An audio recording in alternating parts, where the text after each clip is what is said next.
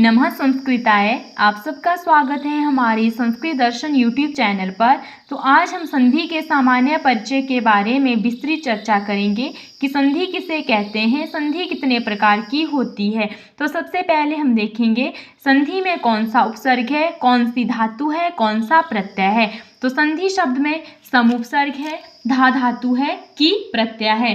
संधि का अर्थ होता है जोड़ना, अर्थात वर्णों का योग। संधि में दो पद होते हैं, एक पूर्व पद होता है, एक उत्तर पद होता है। जब पूर्व पद का अंतिम वर्ण उत्तर पद के प्रथम वर्ण के साथ मिलाया जाता है तो उसमें हुए परिवर्तन को संधि कहते हैं। अब हम संधि को उदाहरण के माध्यम से देखेंगे। इत्यादि, इति जमा आदि, इत्यादि अर्थात जो इति है वो पूर्व पद है, आदि उत्तर पद है।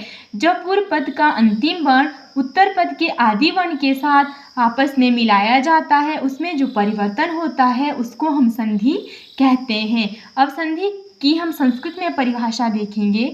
वर्णानां परस्परम विकृतिम संधानम संधि, अर्थात वर्णों का आपस में विकार सहित मिलना संधि कहलाता है। विकार होता है परिवर्तन, अर्थात वर्णों का आपस में परिवर्तन होना संधि कहलाता है। संधि वर्णों का विषय है और संधि पुल्लिंग शब्द है। संधि के प्रकार, संधि तीन प्रकार की होती है। स्वर संधि, स्वर संधि को अच संधि भी कहते हैं।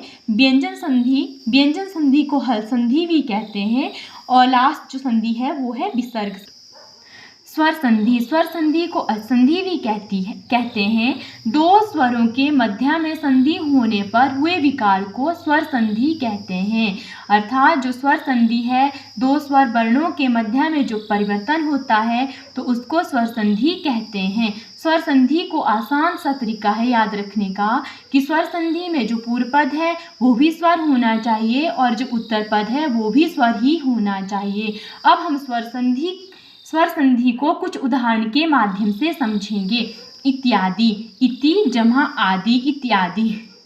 इत्यादि का जो इति है, इस इत्यादि का जो इति है ये पूर्व पद है। इसमें जो अंतिम वर्ण है वो ई है, स्वर है, और उत्तर पद है वो आदि है।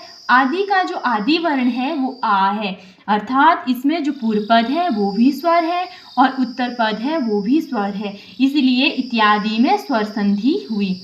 अब हम इसका दूसरा उदाहरण देखेंगे। स्वागतम, सु जमा आगतम, स्वागतम। सु में जो अंतिम वर्ण है वो उ अर्थात स्वर है और आगतम में जो आदि वर्ण आ है वो भी स्वर है। इसमें भी जो पूर्व पद है वो भी स्वर है और उत्तर पद वो भी स्वर है। तो पूर्व पद और उत्तर पद जब स्वर है तो दोनों में स्वर संधि ही हुई। अब हम व्यंजन संधि के बारे में पढ़ेंगे। व्यंजन स्वर के मध्य में होने वाला विकार व्यंजन संधि कहलाता है, अर्थात व्यंजन वर्ण में जो पूर्व पद है वो व्यंजन होना चाहिए और जो उत्तर पद है वो स्वर भी हो सकता है और व्यंजन भी हो सकता है। परंतु ध्यान देने योग्य बात है कि जो पूर्व पद है व्यंजन संधि में वो हमेशा व्यंजन ही होगा। अब हम व्यंजन संधि को उदाहरण के माध्यम से देखेंगे। सज्जन, सज्जन का जब संधि विच्छेद करेंगे तो सत जमा जन, सज्जन। जो सत है वो पूर्व पद है, जन उत्तर पद है। इसमें जो पूर्व पद का जो अंतिम वर्ण है त हलंत में है, अर्थात व्यंजन है, और जो उत्तर पद का आदि वर्ण जो है वो भी हलंत ही है, इसीलिए जो सज्जन में है वो व्यंजन संधि है। सच्चित, सत प्लस चित, इसमें जो पूर्व पद का अंतिम वर्ण है वो व्यंजन है और उत्तर पद का जो आदि वर्ण है स्वर है। तो ये हुई व्यंजन संधि। जो थर्ड जो संधि है वो है विसर्ग संधि। विसर्ग वर्णों के मध्य में होने वाले विकार को विसर्ग संधि कहते हैं। व्यंजन विसर्ग संधि को भी याद रखने का एक आसान सा तरीका है कि विसर्ग संधि में जो पूर्व पद है वो हमेशा विसर्ग ही होगा, अर्थात कभी कभी जो विसर्ग है वो स और र में भी देखने को मिलता है और जो उत्तर पद है वो स्वर भी हो सकता है और व्यंजन भी हो सकता है। अब हम विसर्ग संधि का भी एक उदाहरण देखेंगे। मनोरथ, मनस प्लस रथ, अर्थात है तो ये विसर्ग संधि ही है, परंतु इसमें विसर्ग हमें देखने को नहीं मिल रहा है। इसमें जो विसर्ग है वो स में परिवर्तित हुआ है, इसलिए ये विसर्ग संधि ही है। तो इस प्रकार आज हमने संधि किसे कहते हैं, संधि के प्रकार के बारे में विस्तार पूर्वक पढ़ा।